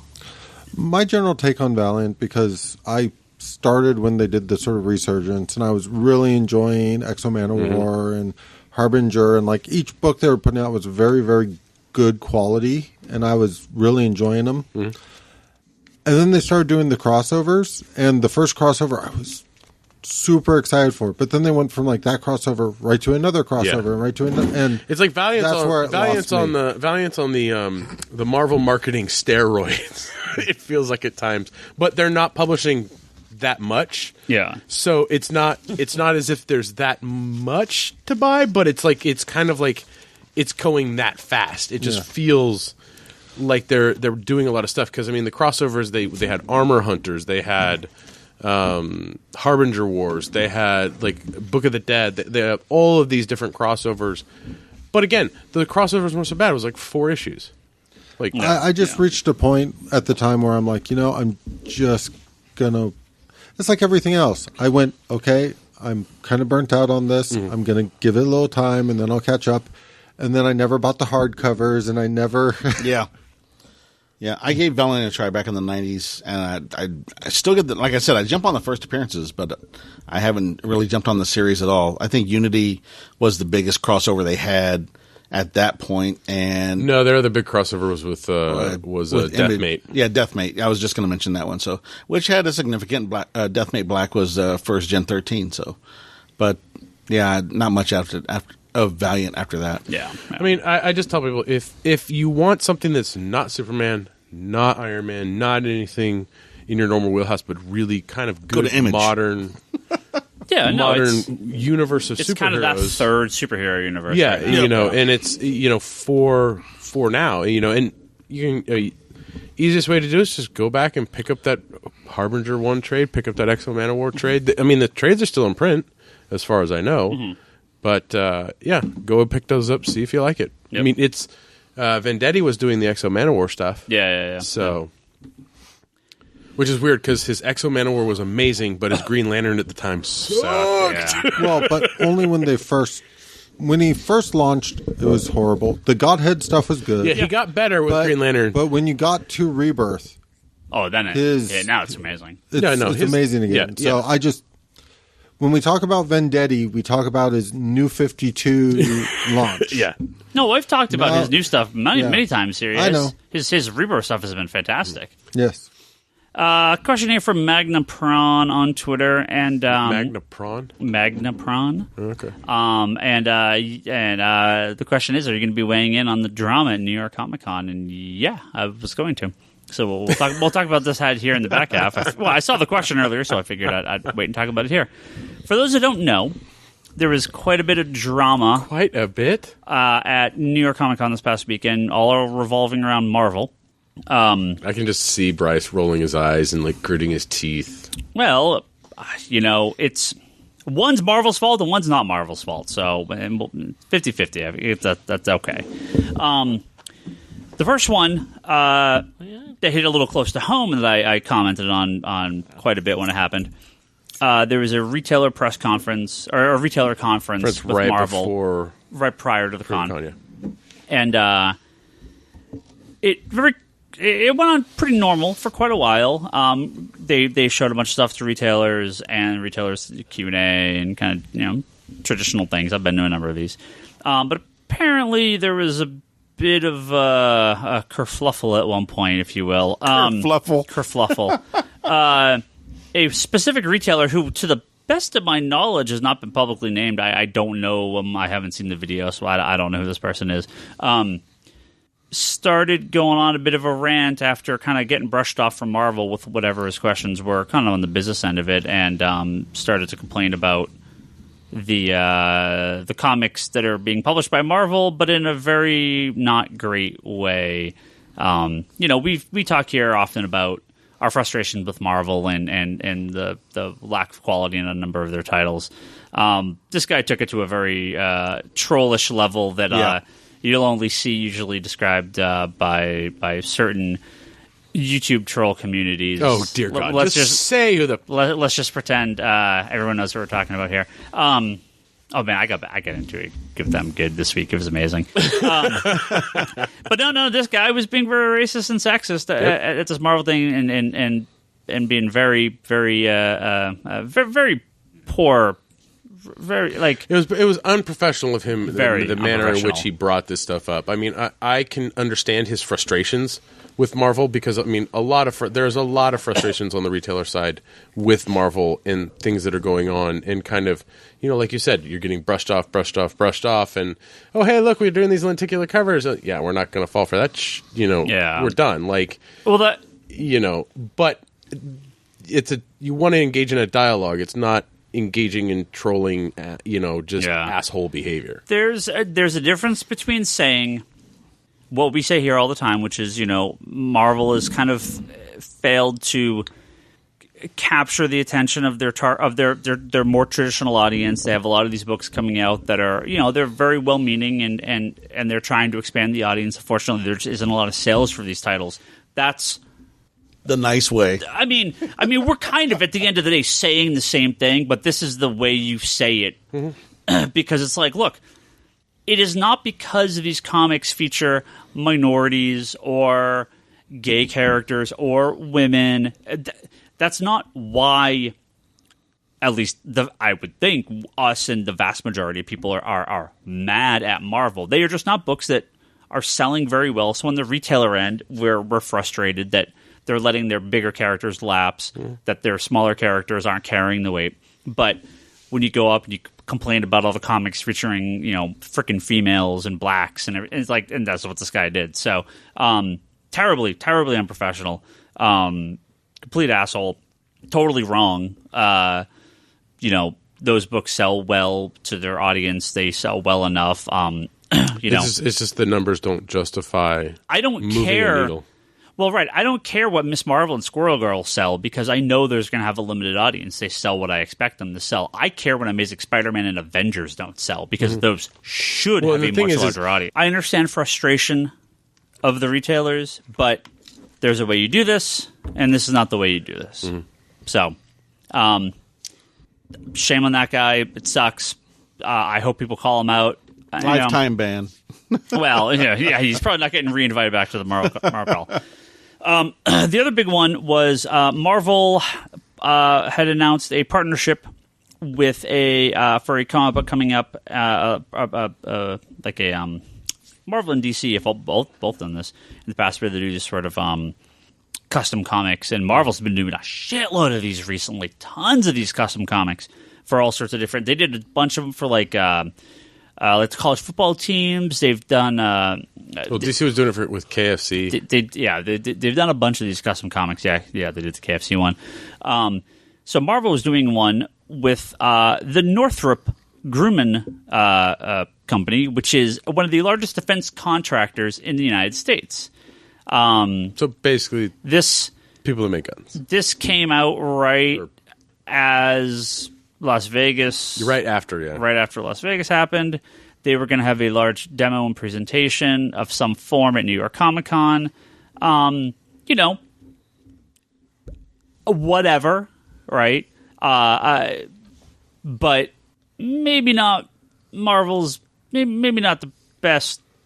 Well, the best timing. Okay, so no. This is the thing. The funny thing is at the same time they pulled the Punisher panel. Right. Like, you're pulling the Punisher panel, and yet you're wanting to team up with somebody that makes weapons of mass destruction. Well, their claim, right? So this is, I shouldn't say this is a claim. This is their statement. They said, this whole thing was meant to focus on aerospace technology and exploration in a positive way. However, as the spirit of that intent has not come across, we will not be proceeding with this partnership, including the weekend's event programming. Marvel and Northrop Grumman continue to be committed to elevating and introducing STEM, S-T-E-M, what's it, the science, technology, engineering, and math? Engineering and math. Is that what it is, right? It's the STEM program that's going around. Yeah, lots of schools.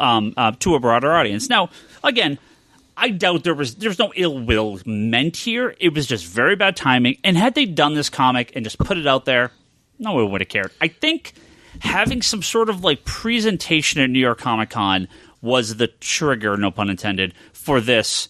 For people, this kind of really backfire on Marvel, and it was just poor timing. Yeah, if this was something that Marvel had done, like in conjunction with an educational thing that was going on, or something related to what they were actually talking about with STEM, then I don't think people would have batted an eye at it because, yeah, okay, I deal with STEM all the time.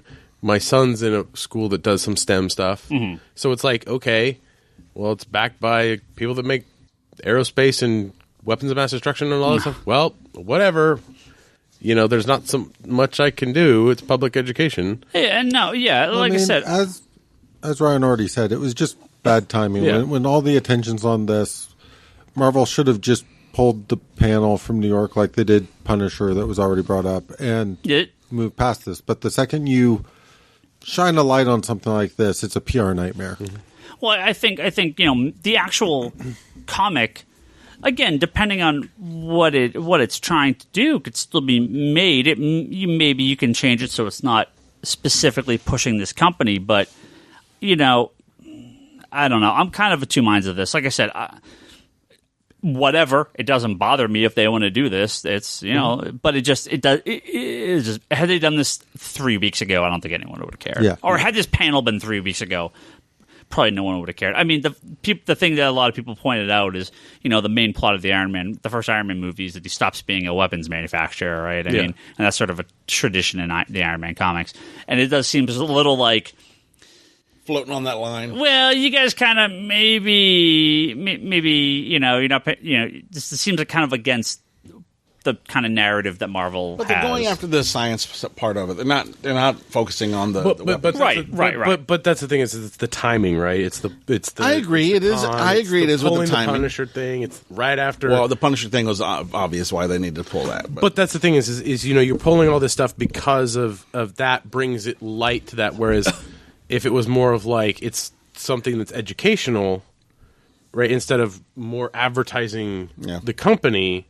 Like because I saw the pictures they had of the wall stuff, and it was like big giant letters of Northrop Grumman, like boom up here. I'm like, nothing said STEM, nothing said education, nothing said like aero engineering or any of that stuff. It was just company logo. Yeah. I have a feeling you know these guys, Jim. Huh? I have a feeling you know these guys. I probably know a few. Yeah. We got way too many questions here, so I'm just going to power through a few more of these as well. Norman asks, you mentioned this week you wouldn't be surprised to see a couple of Rebirth titles canceled or drop to monthly release. Which ones? The lower selling ones in our store would be Supergirl, but that changed recently because of those... variants? Those variant covers are hot. Superwoman, Cyborg, Blue Beetle... Mm. Those are our lowest selling books. Yeah, New Superman, Constantine, New Superman, Constantine. Yeah. Those are our real low selling. But Constantine's selling the same as it ever has. Yeah, it's not selling more or less. It's the exact same. So what they should do is cancel those and try something new. Right, which they are. I think I have a feeling the majority of those books will be going away. Well, Cyborg's they've already done the last issue. No, Cyborg's still coming out. They haven't. I thought they listed the last issue. No. Come January, that may be different. Because I know it's actually one of the things we didn't talk about here, and it's too late. Maybe we'll talk about more later. All their Dark Matter stuff from DC, they relabeled as like Age of Heroes, and there's actually a couple other new titles coming out. All that stuff like Silencer and Immortal Man, and they kind of refocused all that. So once we get more info on those, we'll talk about that a little bit more. The Troll and Fantastic Four. Yeah. I can't wait for that. Was it the Terrifics? Yeah. Oh, I can't wait for that shit. I thought I saw Green Arrow drop to 1 issue a month, not 2. Aquaman's dropped to 1. I can see Green Arrow, Green Lanterns dropping to once a month. Green Lanterns with the creative team, possibly. Nightwing, possibly. Yeah. There's a couple that Harley could drop to once a month. Yeah. Well, but it sells well, so I it know. won't. A couple of these books, but I have a feeling Superman, Action, Batman, Detective, Wonder Woman, the big ones, Justice League, those will stay. Well, they've been consistently doing okay double shipping for over a year now. Yeah. And in most cases, like in Batman's case, you get an increase in sales after you get the Batman increased after Button. Yeah. And so did Flash. Yeah. Next one, come on. Alex McHale says, when do you think you guys will set up Comic Hub? I talked about this a little bit online. Sounds like a great way for me to give you more money on a consistent basis. Well, I like the sound of that.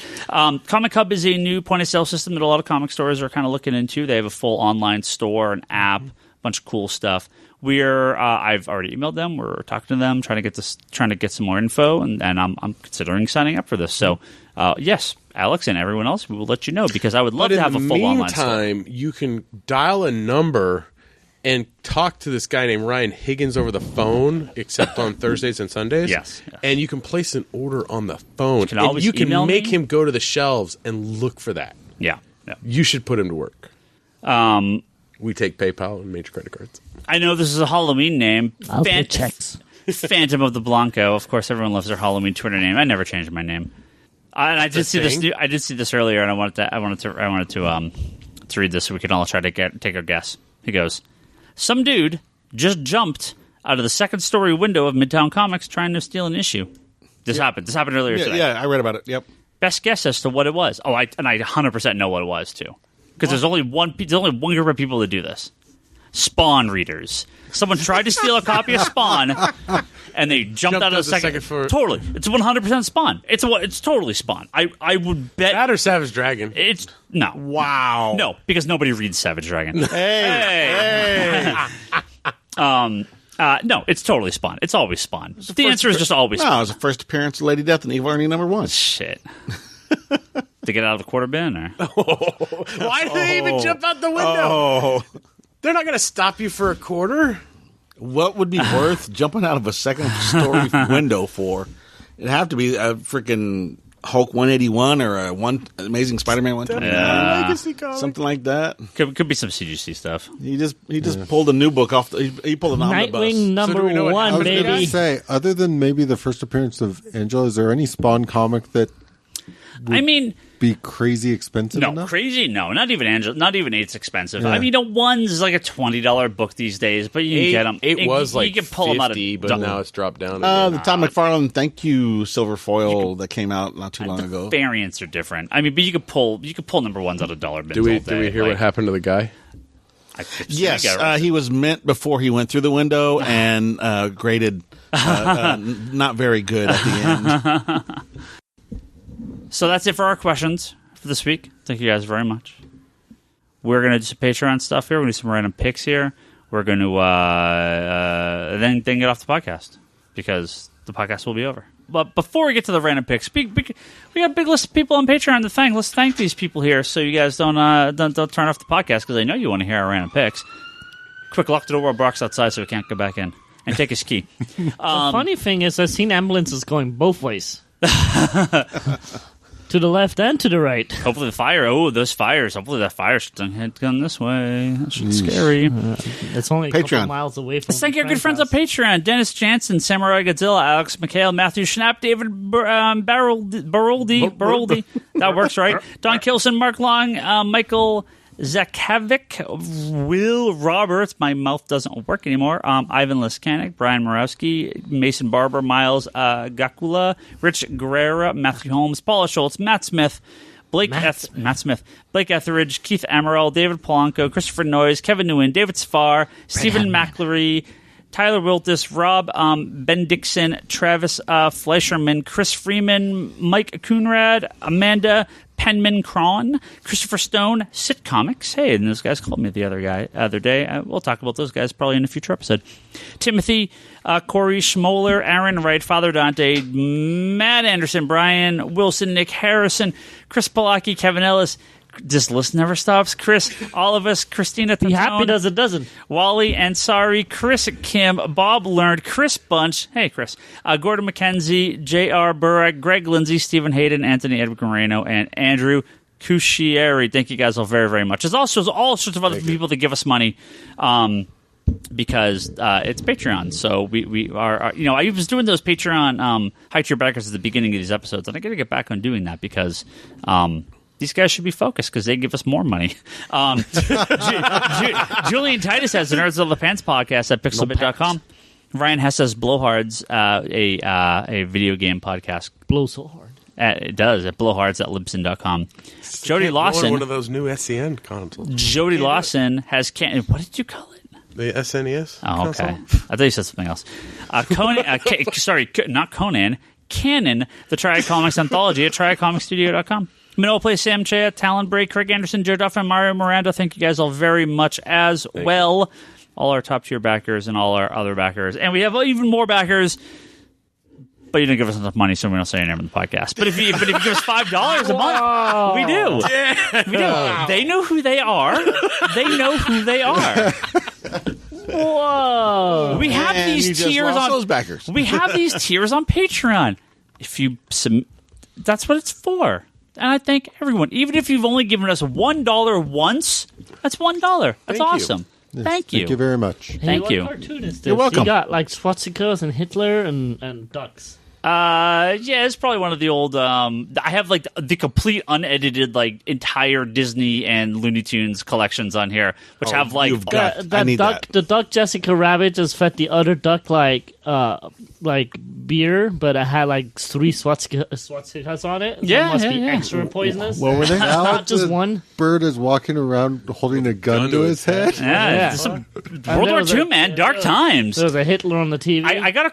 This wasn't World War II. This was like Marshall. the 70s or something. No. These are World War II. These are World War II? Yeah, Marshall was here one day and he's like, "You have really racist cartoons on this," and I'm like, "No, you just have to like actually like know the context of what's going on. They're all like World War II like propaganda videos. Like this is all like I have like a complete collection of the Disney and Looney Tunes. They had to just have these on there. They're there too, right? So I don't. None of them are.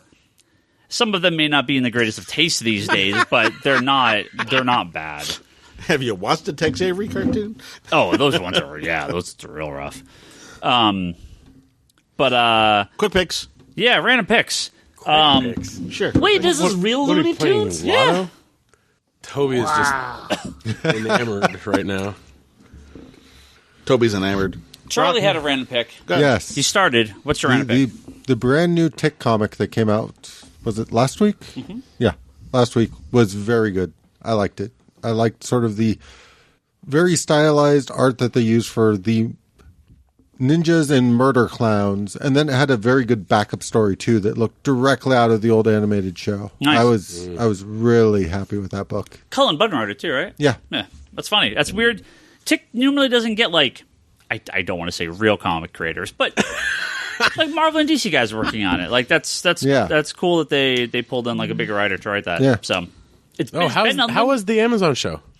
Oh, the Amazon show is great, and they're doing new episodes are February. Yeah, February. Yeah. Is Ben Edlund? Does he have anything to do with the comic at this point, or not really the comic? Okay. I mean, obviously, he still has stuff to do with the show. Right? I mean, I don't know. I mean, what kills me about him is supposedly someday he is going to write the issue 13 because issue 12 left on a cliff. So like for years and years and years, it's been this thing of he's sworn up and down he's eventually going to write the 13 issues, and that's where things have been left for ever 20 years. Yeah.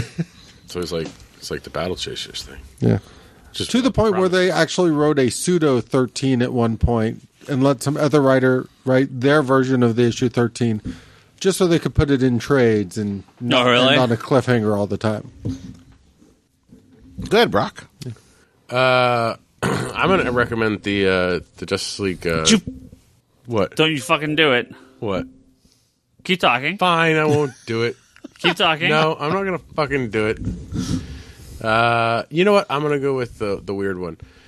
So tonight or tomorrow, on the 11th, of this month, Dark Horse put out an Overwatch anthology. Yeah. Of all their it comes out this week. Of all the comic books that they did, which a lot of them you can get for free on Comixology, but they put out a nice hardcover collected of all those. And I perused through a little bit online, but I was waiting for it. They've actually done physical comics of them. Thanks. Yeah, they have. I have a handful of them. They were like free giveaway. Like giveaway stuff. Yeah, okay, yeah. So this collects a lot of that stuff. So if you're an Overwatch fan or you like gaming stuff, it's high noon. Yeah, great. So the Overwatch anthology is I would recommend that one. Yeah, it's good stuff. I haven't even read it yet, and I'm recommending it. Brock was going to take my fucking pick. I got a pick. Literally waiting for this thing for I ever. got a pick. And it's finally out. I got a pick. What's your pick? Justice League International hardcover is coming out tomorrow. I wasn't even going to pick that one. This Ryan guy keeps talking about it, so it must be a really good pick. So I'm going to pick that book. Oh. I thought you were going to pick the International No. So my pick's the Justice League International Omnibus Volume 1. I've been waiting for this book for so long, and it's finally out. It's an excellent price. It is. How much is it?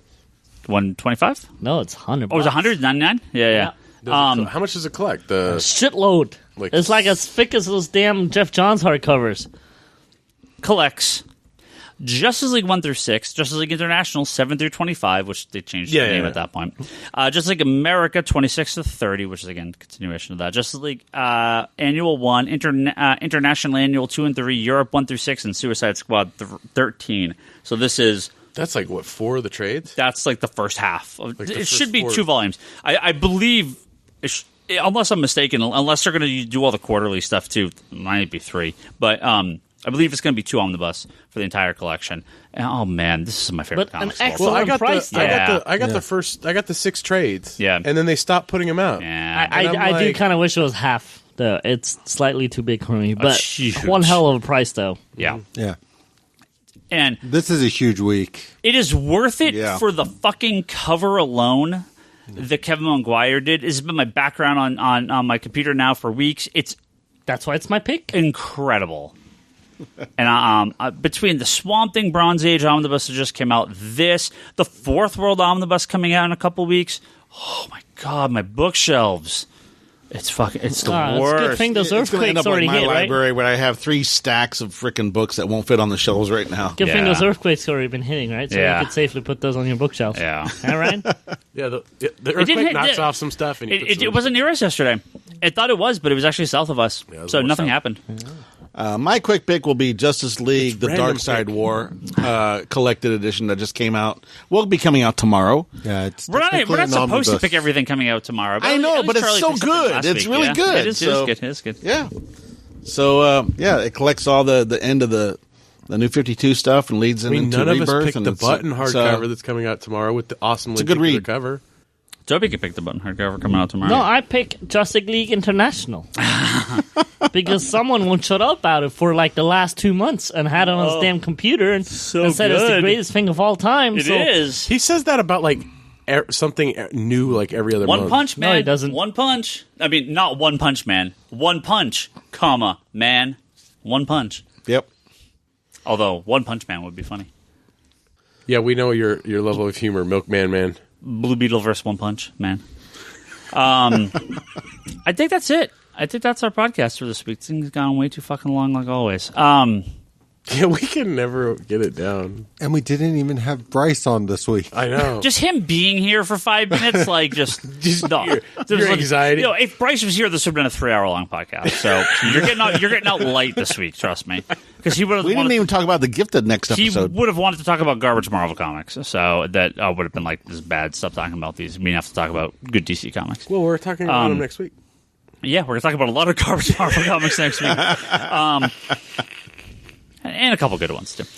ComicConspiracyPodcast.com, Geekbox.net, and iTunes. Please rate and review us as well. I was not able to be in the Geekbox this week. I had a few things to take care of. And I had to check on my house to make sure the earthquake didn't hurt it because we had an earthquake over by my house. But everything was fine, which is good. The earthquake's a big monster. It's like prowling your house. It is. I mean, California's on fire. There was a 4.1 earthquake. Like, California's having a rough couple weeks, rough couple months. I think America has having a rough couple of weeks. Yeah. And months. Rate and review us, please, on iTunes. The Comic Conspiracy, geekbox.net, or that contact forum at geekbox.net for some long form emails if you want to send us that. Patreon.com/Comic Conspiracy. You can donate a couple bucks to us. Digital.comicsconspiracy.biz. That is our digital storefront. You can buy some comics on there. I should also mention we're having our annual October sale this Saturday and Sunday here at Comics Conspiracy. If you want to meet Comic Conspiracy host himself, Brock Sager. Brock will be here with me on Saturday. Mm-hmm. Charlie's here on Sunday, as always. Jim will just be here anyway because he's here. Oh, Jesus Christ. Maybe not now. He's in town. He was at my other job yesterday, or on Sunday. We're going to do some big discounts, a lot of cheap stuff outside, so come back. And it's our first big sale here at the store, at the new location. So come kick us a few bucks. Excited to see how that goes. Yeah, me too. I still have no idea how I'm doing the outside books. I'll figure it out on Saturday. Just don't say easy up. Conspiratobrock.com. That's Brock's blog and video pull list. Charlie's podcast is Wanderers in the Fourth Dimension. This is Doctor Who podcast. Now, am I correct in hearing you guys finished? Yes, we recorded our last classic episode. When does it air? Is that the movie?